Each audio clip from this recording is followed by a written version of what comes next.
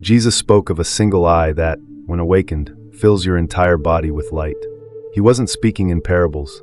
He was revealing the location of humanity's most powerful secret, a tiny pinecone-shaped gland buried at the exact center of your brain that, once activated, shatters every limitation you've ever known about consciousness itself. The ancient mystics called it the seat of the soul. Modern neuroscience calls it the pineal gland. And for over 2,000 years, the exact ritual Jesus used to activate it has been hidden in plain sight, encoded in scripture, whispered among initiates, and deliberately kept from those deemed not ready. But here's what they never told you. This gland is dormant in most people. Calcified, shut down by modern living, turning what should be your gateway to divine perception into hardened stone. Think about those unexplainable moments in your life, when you suddenly knew something before it happened, when you felt guided by an invisible hand, when insight struck you like lightning at 3 a.m., as if truth itself whispered directly into your consciousness. Those weren't coincidences. Those were brief flickers of this gland partially awakening, showing you glimpses of what's possible when it's fully activated. In the next few minutes, you'll learn Jesus' exact 5-minute activation technique, step by step. Miss even 30 seconds, and you'll leave with fragments instead of the complete key.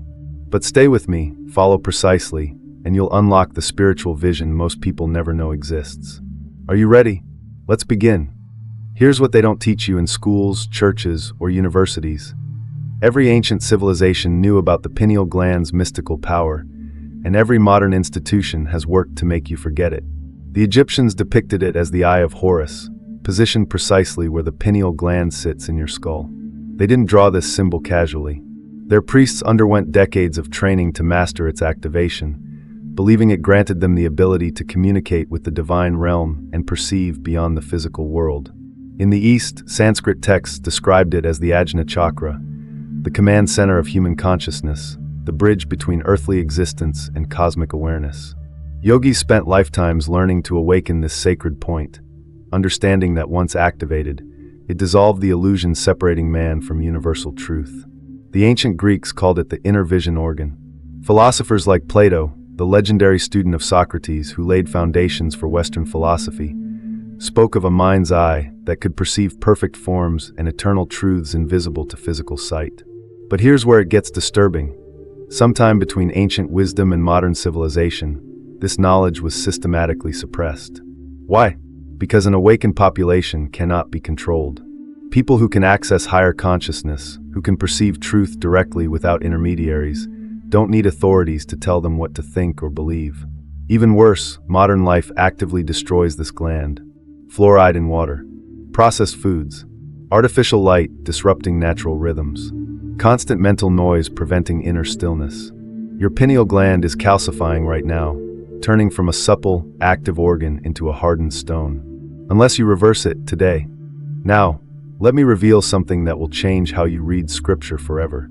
When Jesus said, "The light of the body is the eye. If therefore thine eye be single, thy whole body shall be full of light," he wasn't speaking poetically. He was giving you a precise anatomical instruction. The single eye isn't your left eye or your right eye. It's the third eye, the pineal gland positioned perfectly at the center of your brain, equidistant from both physical eyes. When Jesus spoke of this eye being single, he meant unified, focused inward rather than scattered outward across the material world. And what happens when this single eye opens? Your whole body shall be full of light. Not metaphorical light, actual light. The pineal gland is photosensitive. It responds to light even though it's buried deep inside your skull, completely isolated from external light sources. Ancient mystics experienced this as inner luminosity, visions of radiance, and the sensation of light flooding through their entire being. But here's the teaching they tried to erase. Jesus didn't just describe this phenomenon. He taught a specific method to activate it. When Jesus spoke of going into your inner room to pray in secret, when he retreated to mountains alone before dawn, when he taught his disciples about entering the kingdom of heaven within, these weren't just spiritual metaphors. These were instructions for a precise practice. The kingdom isn't coming from outside. It's not in temples or churches.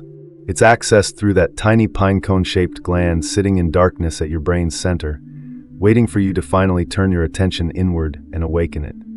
Here's where ancient mysticism and cutting-edge neuroscience collide in the most stunning way possible. Your pineal gland is unlike any other structure in your brain. While everything else comes in pairs, two hemispheres, dual structures, this gland stands alone at the exact geometric center. Scientists have discovered it contains the same rods and cones found in your retinal eyes. Think about that. An eye-like organ buried in complete darkness at your brain's core. Why would evolution place photoreceptors where no light can reach, unless it's designed to perceive a different kind of light? Research has shown this tiny gland produces melatonin, regulating your sleep-wake cycles and states of consciousness. But several groundbreaking studies suggest something far more profound. The pineal gland may produce dimethyltryptamine, known as DMT, the most powerful consciousness-altering compound known to science. The same molecule present during birth, death, and mystical experiences. Dr. Rick Strassman, a psychiatrist and researcher who conducted the first government-approved study of DMT in humans, called it the spirit molecule because participants consistently reported encounters with divine beings, interdimensional travel, and access to impossible knowledge during their experiences. Your pineal gland might be producing this substance naturally during deep meditation, prayer, and dreams, acting as your biological gateway to expanded consciousness. But modern life is destroying it. Fluoride accumulates in the pineal gland more than any other organ, forming calcium phosphate crystals that literally turn it to stone. Processed foods, electromagnetic radiation, and chronic stress accelerate this calcification. The good news? It can be reversed. The gland can be reawakened. And that's exactly what we're about to do. Before we begin the activation, understand this. What you're about to learn isn't casual meditation. This is a precision technique passed down through sacred lineages, and every detail matters. Timing is crucial. The pineal gland shows heightened activity during specific windows. The hours between 3 a.m. and 6 a.m. are optimal, the traditional hour of prayer, when the veil between worlds grows thin. If morning isn't possible, practice at dusk or in complete darkness. Your pineal gland responds to the absence of external light by becoming more receptive to inner light. Your environment must support the work. Find absolute silence if possible. Turn off phones, screens, anything that produces electromagnetic frequencies. Sit in total darkness or use an eye mask. The pineal gland's calcified shell begins softening when freed from constant stimulation. Body position matters. Sit upright with your spine straight, not rigid but aligned. This allows energy to flow freely through your central channel. Rest your hands comfortably on your knees or in your lap. Your physical body becomes the sacred temple housing this ritual. Enter with reverence. Before you begin, take 3 deep breaths and set a clear intention. I am ready to awaken the dormant vision within me. This isn't superstition. Intention directs consciousness, and consciousness directs energy flow to specific brain regions. Neuroscience now confirms what mystics always knew. Where attention goes, blood flow follows, bringing oxygen and activation. Do not rush these preparations. The ritual's power emerges from this foundation. Everything is ready. Now we activate. Step 1. The sacred breath pattern. Begin with the breath that awakens. Inhale slowly through your nose for a count of 4. Feel your lungs expanding, your chest rising. Hold that breath for a count of 7. This retention floods your brain with oxygen, preparing the neural pathways. Now exhale completely through your mouth for a count of 8, releasing every molecule of stale air and tension. Repeat this cycle 7 times.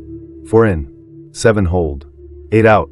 This specific rhythm, known to ancient practitioners as the breath of transformation, increases oxygen to your prefrontal cortex and stimulates the area surrounding your pineal gland. You may feel tingling, warmth, or subtle pressure building between your eyebrows. This is exactly what should happen. Step 2, the inner gaze. Now, with your eyes gently closed, roll your attention upward and inward.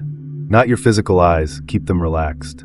Roll your awareness to the point between and slightly above your eyebrows, then draw that attention deeper, back toward the center of your skull. Imagine you're looking at the back of your forehead from the inside. There's no strain, no forcing. Just a gentle, persistent focus on that dark, silent space in your brain's center. If your attention wanders, simply return it. This focused awareness is like a spotlight. Wherever you place it, energy and blood flow follow. You might see colors, geometric patterns, or darkness deepening into purple. Don't chase these. Simply observe. You're knocking on a door that's beginning to open. Step 3. The vibrational tone. Now we add sound. The the frequency that resonates directly with your pineal gland. Take a deep breath and, as you exhale, create a low humming sound, aum or ah. Feel the vibration resonating in your skull, especially at the center point you've been focusing on. The frequency doesn't need to be perfect. What matters is feeling the vibration reverberate through your head. Ancient traditions knew that specific sound frequencies create physical resonance in brain structures. Modern studies confirm that certain tones increase activity in the pineal region. Repeat this humming 5 times, feeling each vibration penetrate deeper into your brain's core. Step 4. The light visualization. Now into that dark center space, imagine a small point of light beginning to glow. Not forcing it, inviting it. See it as a tiny spark, like a distant star in the darkness of your inner universe. With each breath, that light grows slightly brighter, more radiant. This isn't fantasy. You're directing your consciousness to activate dormant neural pathways. Where your attention focuses with intention, cellular activity increases. The light may appear white, golden, violet, or blue. Whatever color emerges is perfect for you. Step 5. The reception state. Finally, release all effort. Let go of the breathing pattern, the inner gaze, the visualization. Simply rest in complete stillness and receptivity. You've knocked on the door. Now you wait in silence for what comes through. The ritual is complete. Before you move, take one final deep breath and gently return your awareness to the room around you. If you just completed this practice, even if you're uncertain what you experienced, write, "I am awakening" in the comments right now. This isn't just engagement. By declaring it, you're anchoring the activation in your conscious mind and joining a community of seekers walking this path together.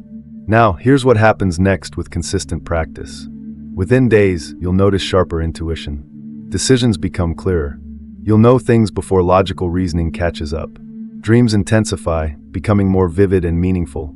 Your pineal gland produces more melatonin and potentially DMT during sleep, creating doorways to profound insight. Within weeks, synchronicities multiply. The right people appear. Solutions manifest. You begin perceiving the invisible threads connecting all things, what Jesus described as entering the kingdom of heaven within.